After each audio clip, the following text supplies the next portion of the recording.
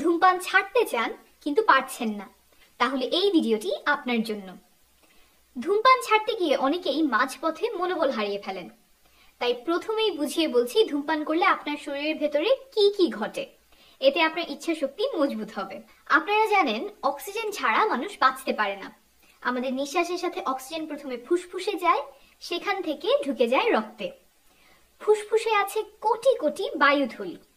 এই বায়ুথলি দিয়েই ফুসফুস থেকে অক্সিজেন রক্তে প্রবেশ করে।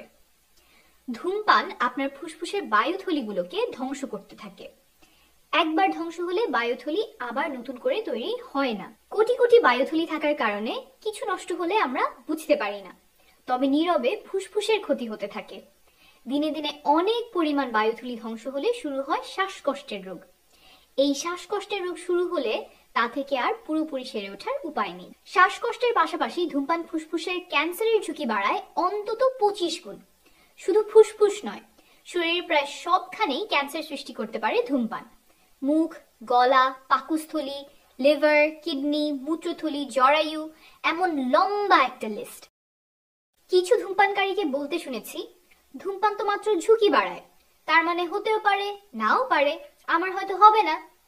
এই চিন্তা যারা করেন তাদের জন্য দুইটা সংখ্যা তুলে ধরছি। 1, যারা ধূমপান করে তাদের প্রতি 2 জনের মধ্যে 1 জনের মৃত্যু ঘটায় ধূমপান। অর্থাৎ জগতের যত মৃত্যুর কারণ আছে সে সবগুলো কারণ মিলে 50 জন ধূমপানের মৃত্যু ঘটালে বাকি 50 জনের মৃত্যু ধূমপান একাই ঘটায়। 2, ধূমপানকারীরা গড়ে 8 থেকে 10 বছর কম বাঁচেন। অর্থাৎ আপনার অধূমপায়ী বন্ধু 70 বছর বাঁচলে আপনার বাঁচার সম্ভাবনা 60 থেকে 62 বছর। আবার কিছু ধূমপানকারী আছেন, তারা বলেন মৃত্যু যখন আসবে আসবেই, ক্যান্সারের ভয় করি না, যতদিন বেঁচে আছি ততদিন আনন্দে বাঁচতে চাই। এখানে সমস্যা হলো ধূমপান মৃত্যুর আগেও আপনার আনন্দ সহ্য করতে পারে না। অনেকভাবে বাদ সাধতে পারে, কয়েকটা বলি। প্রজনন ক্ষমতা কমে যাওয়া, অর্থাৎ বাচ্চা হতে সমস্যা হওয়া। বাচ্চা হলে বাচ্চার শরীরে জন্মগত ত্রুটি থাকা, অল্প বয়সে চামড়ায় ভাঁজ পড়া, হাড় নরম হয়ে যাওয়া যে কারণে সহজেই হাড় ভেঙে যেতে পারে, দাঁত মাড়ি নষ্ট হয়ে যাওয়া, দাঁত পড়ে যাওয়া, চোখে ছানি পড়া, শরীরের রোগ প্রতিরোধ ক্ষমতা কমে যাওয়া যে কারণে করোনা হলে ঝুঁকি বেশি। ধূমপান হার্ট অ্যাটাক আর স্ট্রোকের ঝুঁকি বাড়ায়। এটা শুনলে অনেকেই বলেন যারা ধূমপান করে না তাদেরও তো হার্ট অ্যাটাক হয়, স্ট্রোক হয়। কথা ঠিক, কিন্তু যুক্তি ভুল। ওই মানুষগুলোর যে ঝুঁকির কারণে হার্ট অ্যাটাক বা স্ট্রোক হয়, যেমন হাই ব্লাড প্রেশার, অতিরিক্ত ওজন, আপনারও সেই একই কারণে হতে পারে। উপরন্তু ধূমপান করে আরো নতুন একটা ঝুঁকি যোগ করছেন। এই কথাগুলো শোনার পর কেউ কেউ বলেন ধূমপানে আমার শরীরে যা ক্ষতি হওয়ার তা তো হয়েই গেছে, এখন আর ধূমপান ছেড়ে কোনো লাভ হবে না। এটা সম্পূর্ণ ভুল একটা কথা। আপনি যত দিন ধরেই ধূমপান করেন না কেন, যেই মুহূর্ত থেকে আপনি ধূমপান ছাড়বেন তখন থেকেই আপনার শরীর নিজেকে মেরামতের কাজ শুরু করে দিবে। কি মেরামত করে? শেষ সিগারেট খাওয়ার 20 মিনিটের মধ্যেই হার্টবিট আর ব্লাড প্রেশার স্বাভাবিক হয়ে আসতে থাকে। 8 ঘন্টার মধ্যে রক্তে অক্সিজেনের পরিমাণ স্বাভাবিক হতে শুরু করে। 48 ঘন্টার মধ্যে শরীর থেকে সব ক্ষতিকর কার্বন মনোক্সাইড দূর হয়ে যায়, নাকের ঘ্রাণ আর মুখের স্বাদ ফিরে আসে। 72 ঘন্টার মধ্যে শ্বাসতন্ত্র প্রসারিত হওয়া শুরু করে, ফলে শ্বাস নেওয়া সহজতর হয়। 3 থেকে 9 মাসের মধ্যে ফুসফুসের ক্ষমতা 10% পর্যন্ত বাড়তে পারে। 1 বছর পর আপনার হার্ট অ্যাটাকের ঝুঁকি অর্ধেকে নেমে আসে। 5 বছরের মধ্যে মুখ, গলা, খাদ্যনালী আর মূত্রথলির ক্যান্সারের ঝুঁকি অর্ধেকে নেমে আসে। জরায়ুর ক্যান্সার আর স্ট্রোকের ঝুঁকি একজন অধূমপায়ীর সমান হয়ে যায়। 10 বছর পর ফুসফুসের ক্যান্সারের মৃত্যু হওয়ার ঝুঁকি অর্ধেকে নেমে আসে। আর 15 বছর পরে আপনার হার্ট অ্যাটাকের ঝুঁকি আর যে কখনো ধূমপান করেনি তার হার্ট অ্যাটাকের ঝুঁকি সমান হয়ে যায়।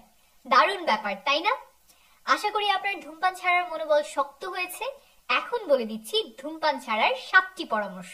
1, সিগারেটে আর একটাও টান দেয়া যাবে না। যখন আপনি সিদ্ধান্ত নিয়েছেন ধূমপান ছাড়বেন, তারপর থেকে আর একটাও সিগারেট ব্যবহার করবেন না। গবেষণায় দেখা গেছে জাস্ট একটা সিগারেট বা শুধু একটা টান দিব এমন চিন্তা থাকলে ধূমপান ছেড়ে দেওয়া খুব দুরূহ হয়ে পড়ে। একটা টান দেওয়ার পরে বেশিরভাগ ধূমপানকারী আবার আগের মতো ধূমপানে ফেরত চলে যায়। তাই আপনার শক্ত থাকতে হবে যে একটা সিগারেটও ব্যবহার করা যাবে না। যেসব জিনিস দেখলে আপনার ধূমপান করতে মন চাইবে, যেমন সিগারেট, লাইটার, অ্যাশট্রে, সেগুলো সরিয়ে ফেলবেন।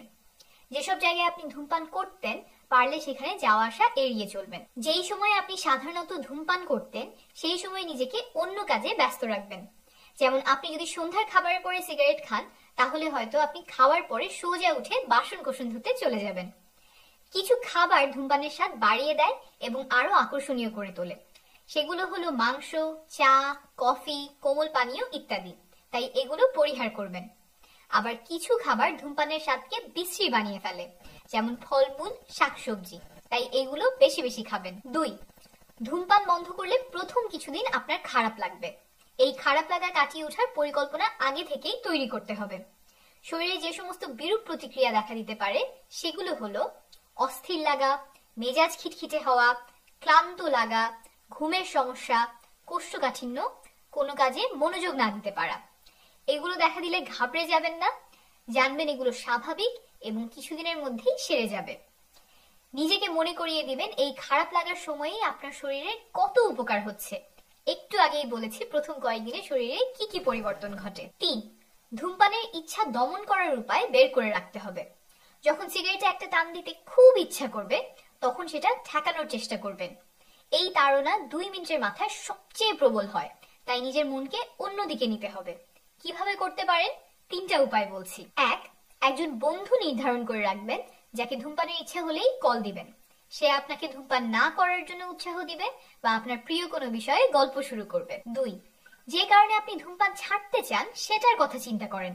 যদি সেটা হয় আপনার ছোট মেয়ের জন্য, তাহলে সাথে তার একটা ছবি রাখতে পারেন এবং সেটা দেখতে পারেন। যদি কিছুদিনের মধ্যে বাচ্চা নেওয়ার পরিকল্পনা করে থাকেন, নিজেকে মনে করিয়ে দিন এই ধূমপানের কারণে আপনার বাচ্চা শরীরে ত্রুটি নিয়ে জন্মাতে পারে। 3, বাইরে থেকে একটু হেঁটে আসতে পারেন। তবে হাঁটতে গেলে যদি আবার টং থেকে সিগারেট কিনে খাওয়ার সম্ভাবনা থাকে, তাহলে এই পদ্ধতি বাদ দিয়ে অন্যগুলো চেষ্টা করতে হবে। 4, ধূমপায়ী বন্ধুদের চাইতে ধূমপান করে না বা ধূমপান ছেড়েছে এমন বন্ধুদের সাথে বেশি সময় কাটাবেন। কেউ আপনাকে ধূমপান করতে বললে তাকে কিভাবে না করবেন সেটা চিন্তা করে রাখবেন।